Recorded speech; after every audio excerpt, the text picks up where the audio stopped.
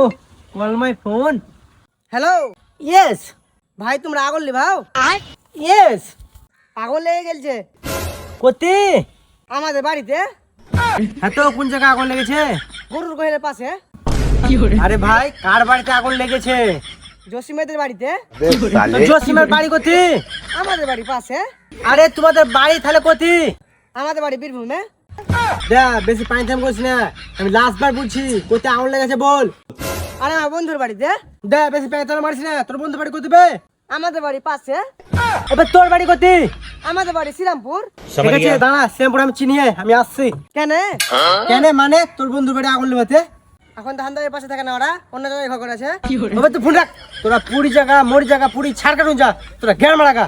আর আগুন আগুন তোদের পুকটিতে ভরে তোরা পুরি মরি জায়গা।